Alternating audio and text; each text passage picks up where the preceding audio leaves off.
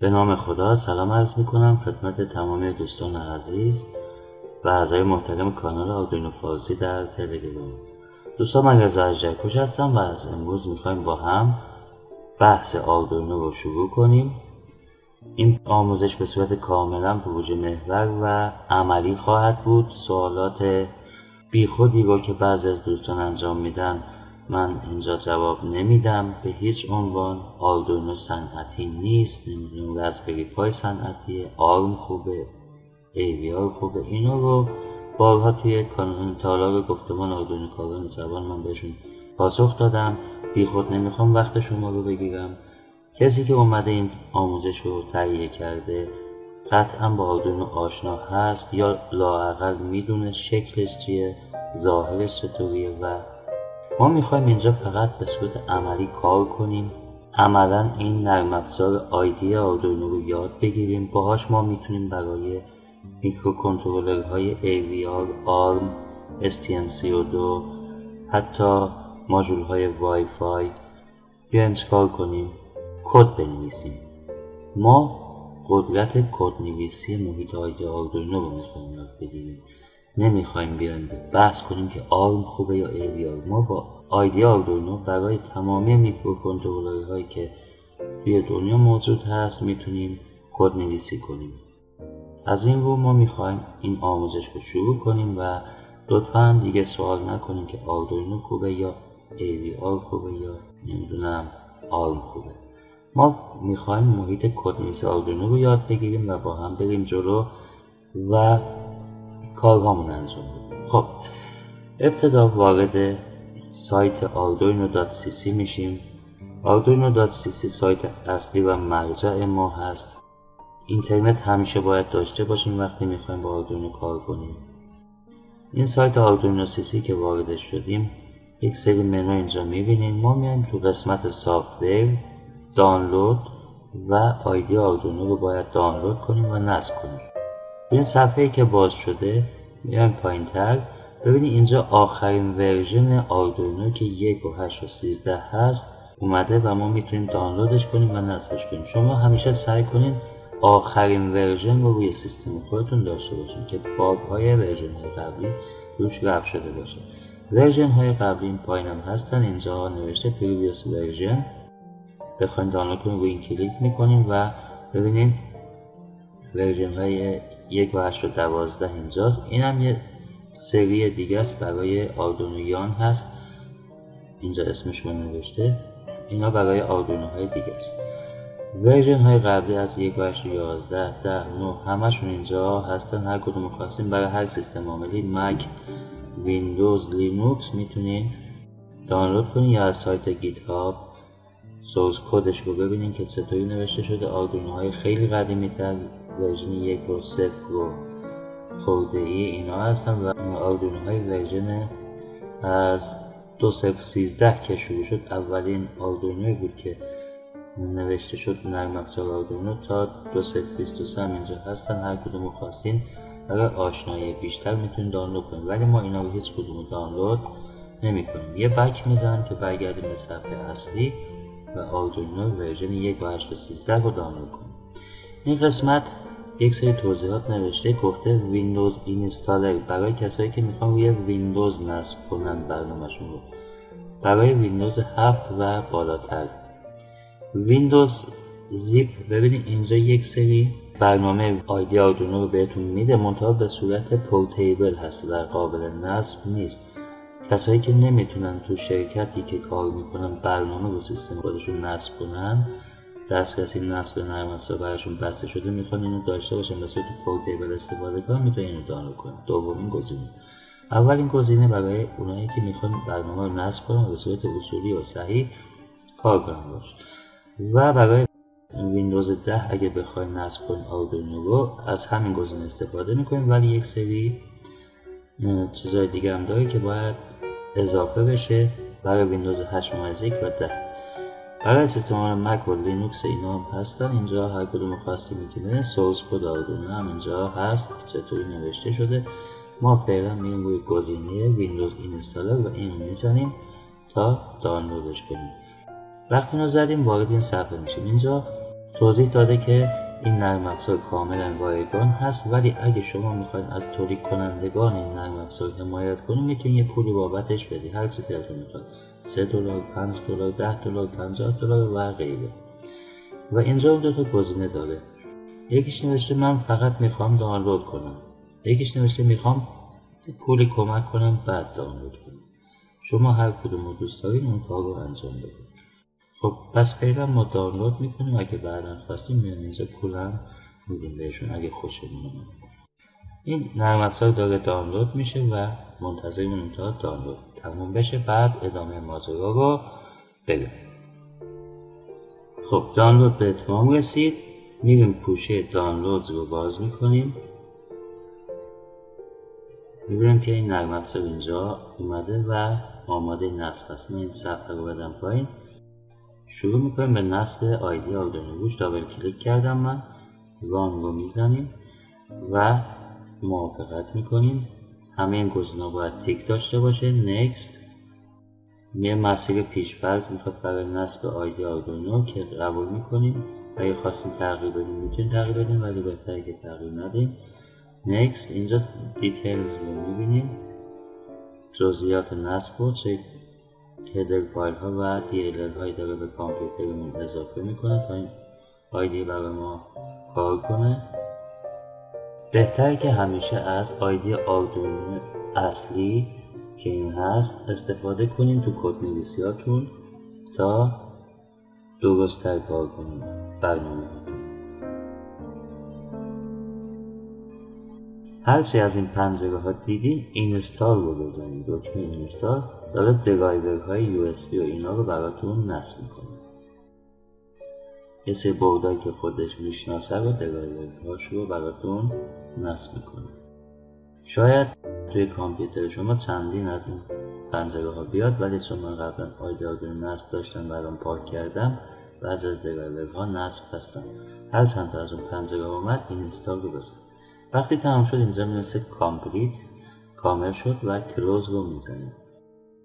ببین آیدی آردوینو به پنجره دسکتاپ من اضافه شد. این پنجره رو ببندم، دانلود رو بازش میکنیم. پنجره آیدی آردوینو باز شد. اینو یه ذره بزرگش کنم. همونطوری که میبینید اینجا یک محیط ویرایشگر متنی داریم و یک سری منو این بالا داریم، یک سری منو هم از این قسمت میتونیم انتخاب کنیم. اینا توی همون منوها هستن. منوهای بالایی اینا برای دسترسی سریعتر به منوهای مهمتر آردوینو هستن و میتونیم ازشون استفاده کنیم. و اینجا یک گزینه داریم و یک منوی کشوی هم اینجا داریم. خب اینا دونه دونه براتون توضیح دادم من بارها توی کانال آردوینو کاران جوان یا همون آردوینو فارسی، ولی الان بیشتر میخوام براتون توضیح بدم. ولی یک جا اینا رو نمیدیم سراغ منو، اینا رو به مرور زمان استفاده خواهیم کرد. داخل پنجره ویرایشگرمون دو تا تابع نوشته شده که بعداً با مفهوم تابع ما آشنا خواهیم شد. منتها بدونید که اینا تابع هستن و فعلا میخوایم با اینا شروع به کار کنیم. توی تابع ستاپ که با void شروع شده، یعنی هیچ مقداری برای ما بر نمیگردونه، ما تنظیمات اولیه برنامه رو می‌نویسیم، دستوراتی که میخوایم یک بار موقع روشن شدن دستگاهمون اجرا بشن و دیگه باهاشون کاری نداریم. بعد یه تابع لوپ هم اینجا داریم، دستوراتی که میخوایم مدام تکرار بشن داخل این می‌نویسیم. هرچی داخل این آکولاد باز و بسته اینجا ما بنویسیم، این دستورات اجرا میشن خط به خط. به انتهای حلقه لوپ که رسیدیم دوباره برمیگردیم اول و از اول تکرار میشن. یعنی دستورات ستاپ یک بار موقع روشن شدن دستگاهمون اجرا میشن، هر چی اینجا نوشته باشیم، و دستوراتی که این داخل نوشتیم مدام تکرار خواهند شد.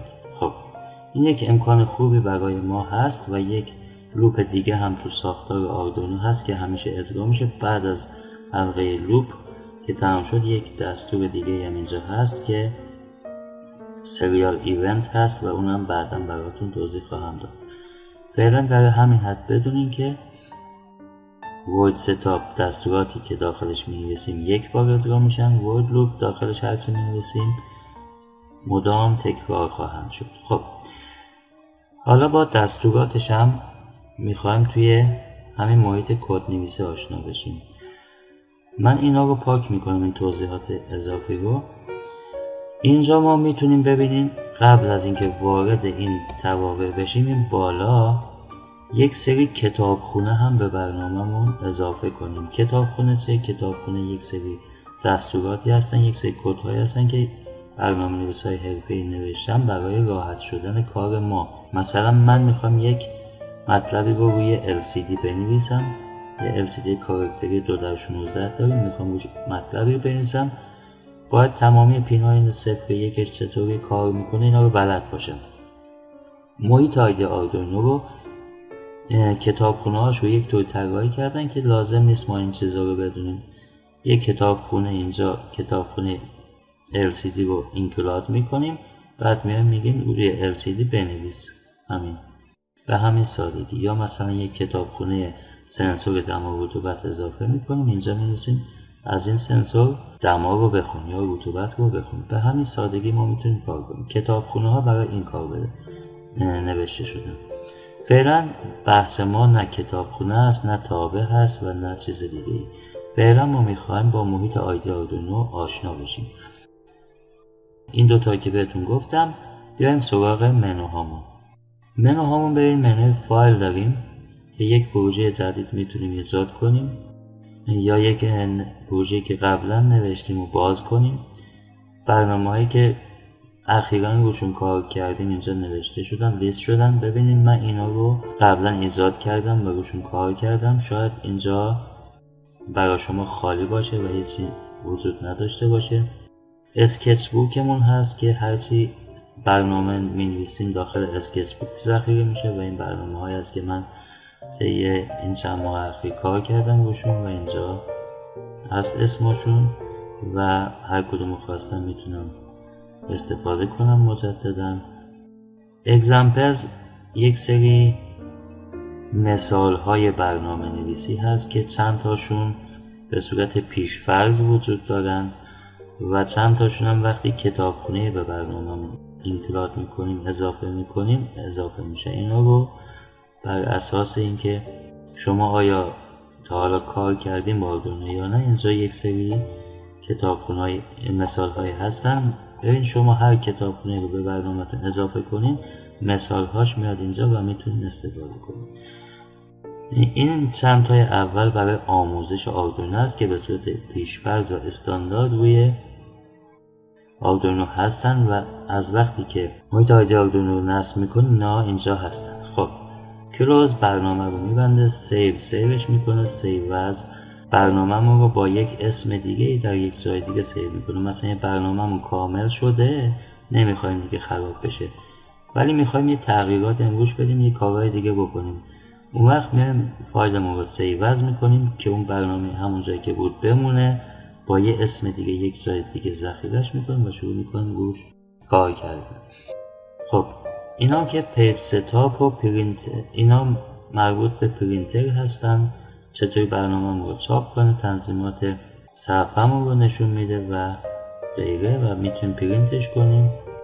پرفرنسز یکی از منوهای مهم ما هست که باید باش کار کنیم و کویت هم که خارج میشه از برنامه. اگه ما چند تا تب داشته باشیم میتونیم با یکیشو با این ببندیم ولی کویت کلا از برنامه خارج میشه. اینا دونه بدونه براتون توضیح خواهم داد. توی روال کاری که میریم جلو خودتون ملاحظه خواهید کرد. اینجا یک سری آندو، ریدو، کات، کپی پست اینا هست که همه رو باهاش آشنا هستیم و فعلا باهاشون کاری نداریم.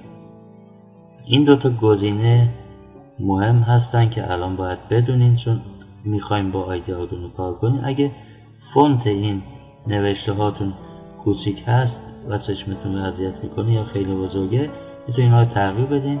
این گزینه ها با کنترل و به اضافه کنترل و منها کار میکنن. من الان اینجا کنترل رو بگیرم و به اضافه رو بزنم البته تو لپتاپ کنترل و شیفت رو به اضافه باید بزنیم. ببینید که فونت همون داره بزرگ میشه و کنترل منها رو بزنم اینا کوچیک میشه.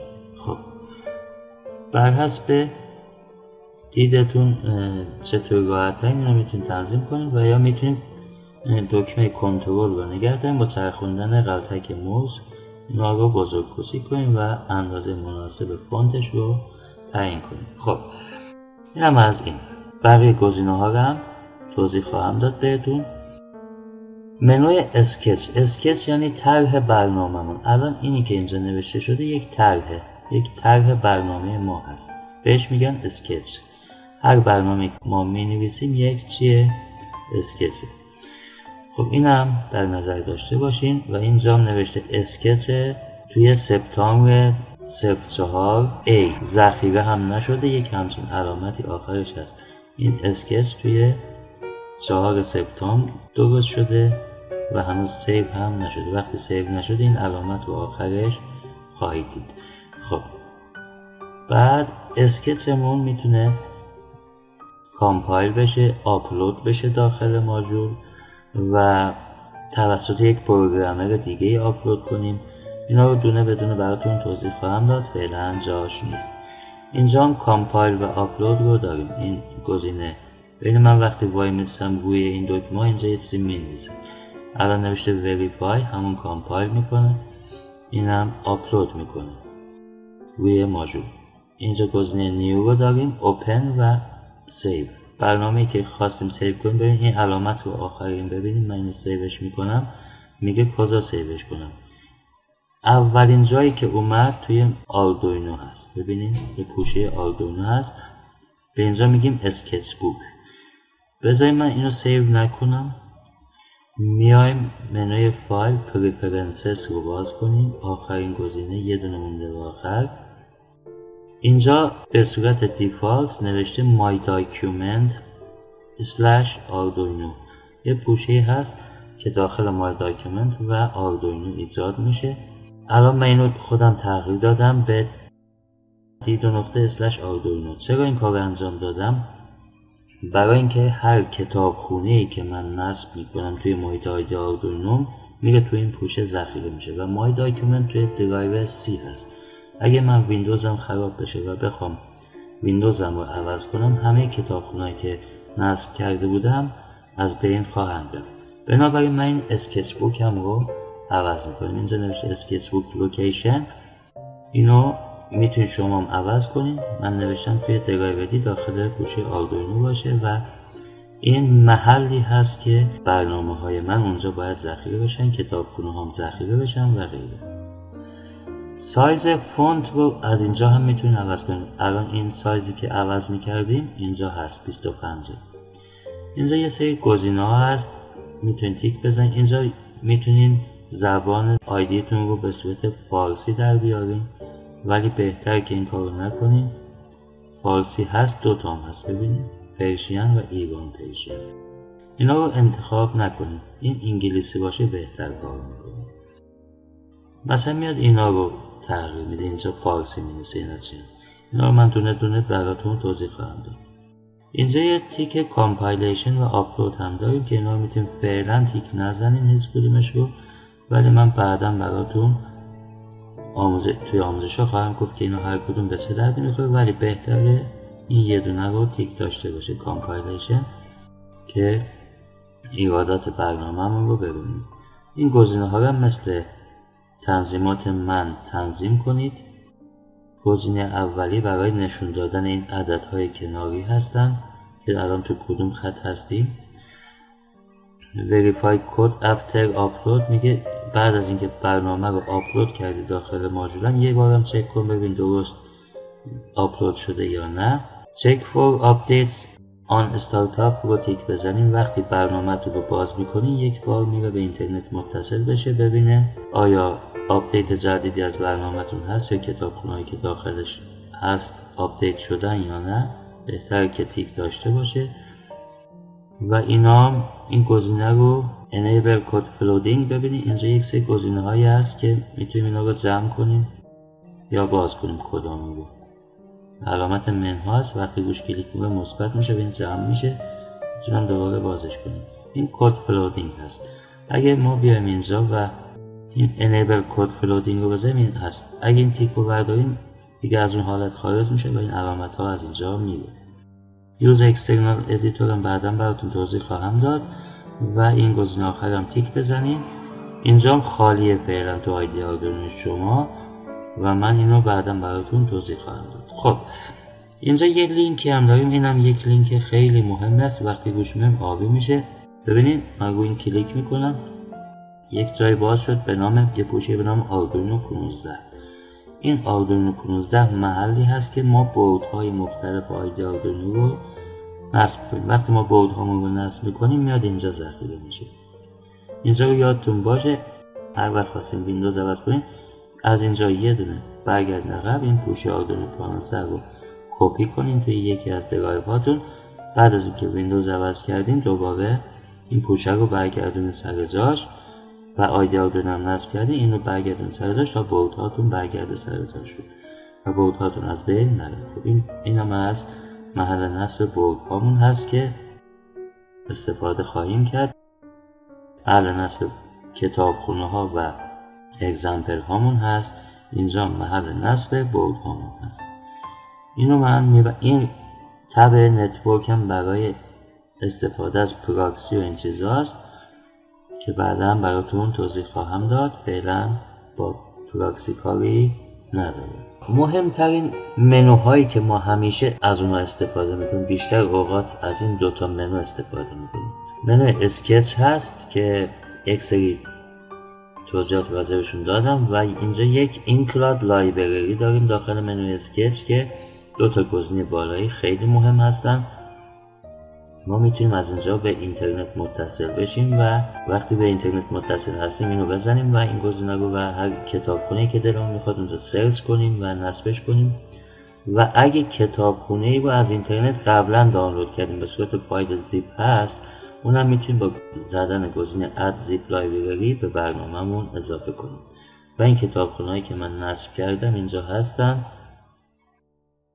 و شما هم یک سری کتابخونه پیش‌فرض اینجا می‌بینین که تو آیدی آردوینوتون هست و یک سری هم خودتون بعدها اضافه خواهید کرد که با آموزش‌ها پیش رفتیم اینا رو ملاحظه خواهید کرد. خب منوی تولز داریم. منوی تولز خیلی پرکاربرد هست. این منو رو حتما باید امروز قسمت‌های مهمش رو بهتون بگم.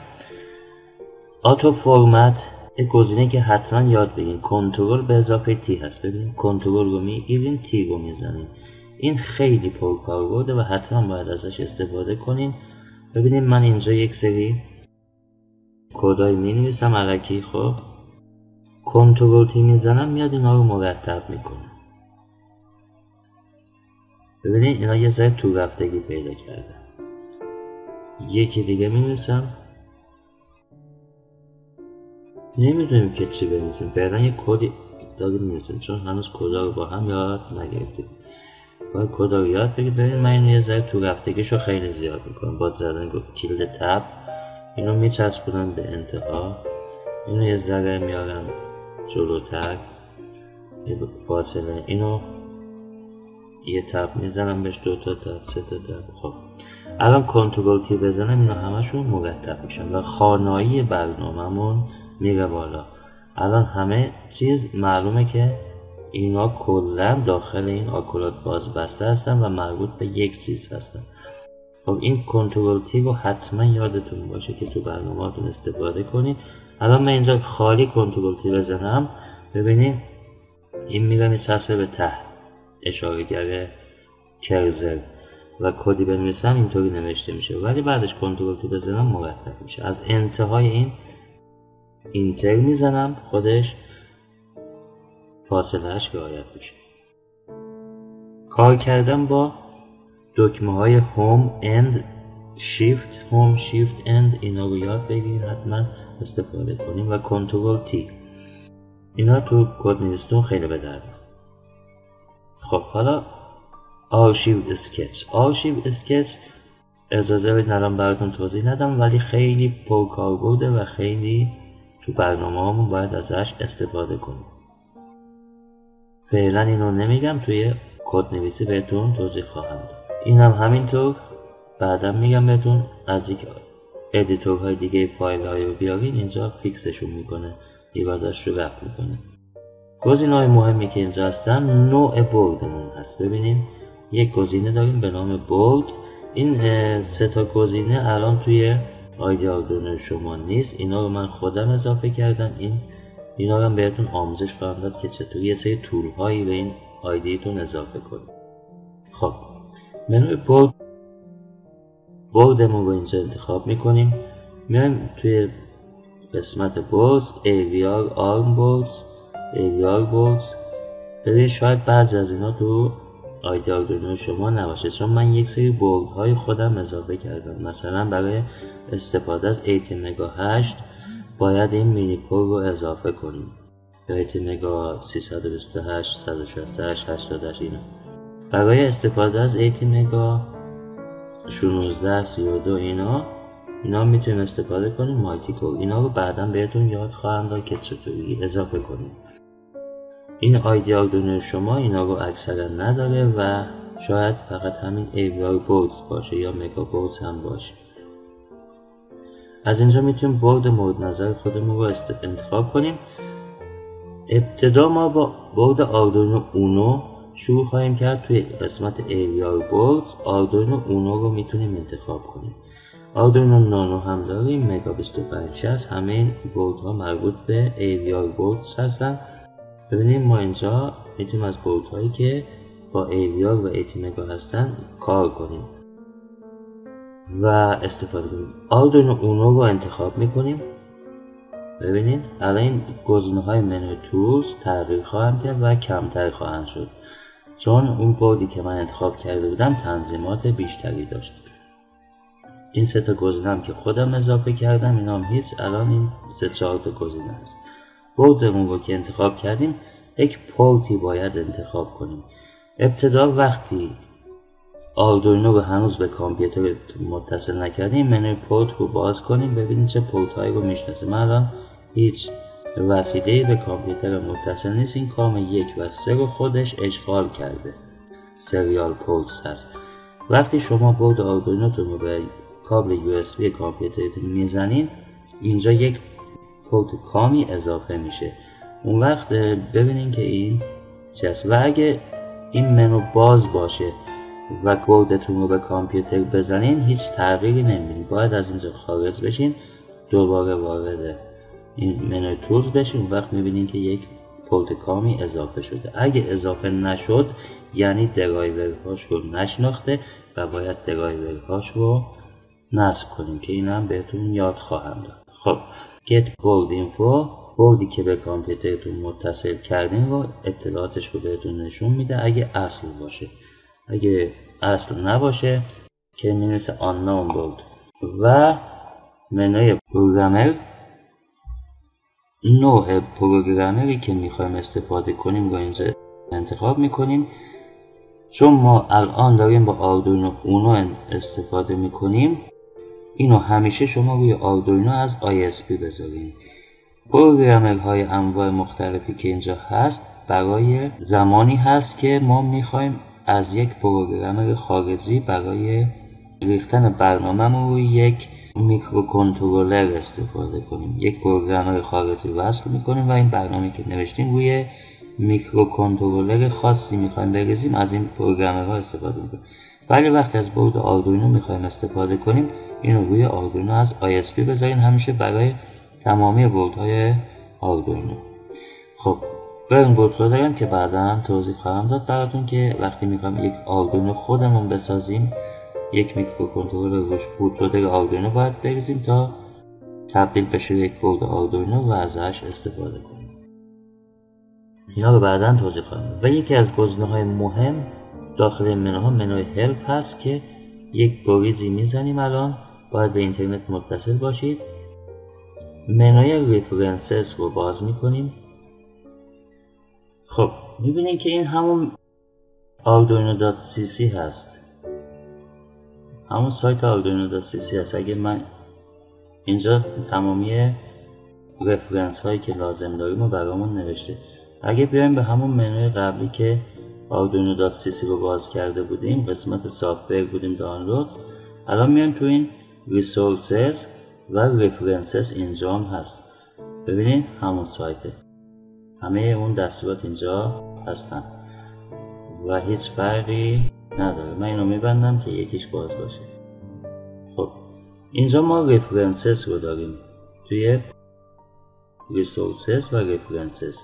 از منوی help وارد این قسمت شدیم. ببین اینجا همه این دستورات رو توضیح داده که چی هستن. تمامی دستورات آردوینو اینجا هستن. اکثر اونایی که پرکاربرد هستن ما میتونیم اینجا ببینیم.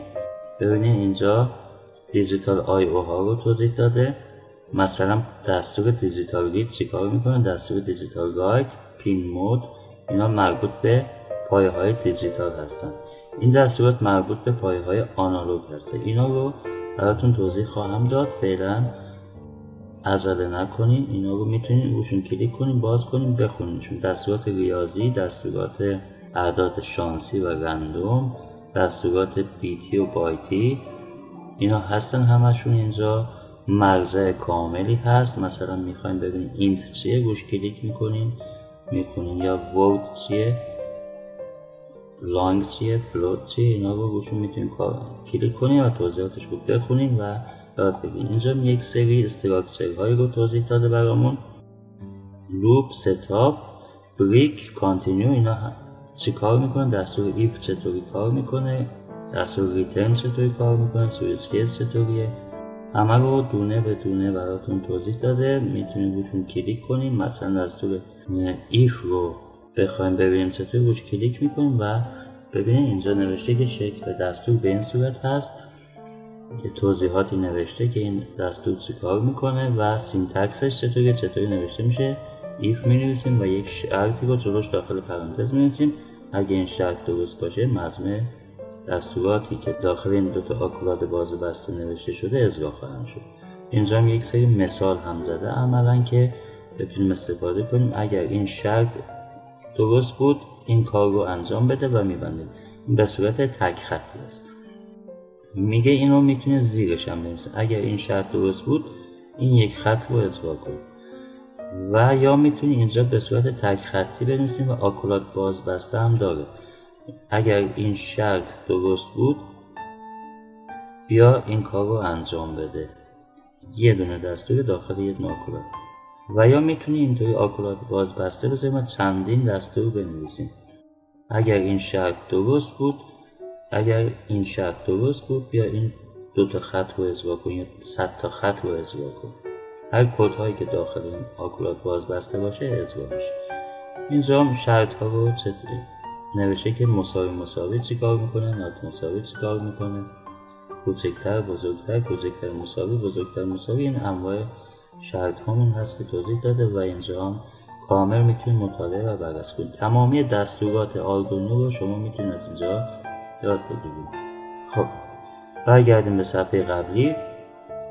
اینجا هم که میبینین همه دستورات هستن و راحت میتونید یاد بگیرید خودتون و نیازی به آموزش نیست. ولی من همه اینا رو براتون توضیح خواهم داد دونه به دونه و با هم کار خواهیم کرد. فعلا بریم ببینیم پین های دیجیتال چی هستن، پین های آنالوگ چی هستن و اینا رو یاد بگیریم تا بیایم سراغ این دستورات. این قسمت از آموزش قسمت اول بود. تمرینی که برای این قسمت داریم، بیاین این دستورات رو باز کنیم و بخونیم و ببینیم چطوری نوشته شده و هر کدوم چی کار میکنن و تو جلسه آینده با هم کار خواهیم کرد. فعلا یا حق.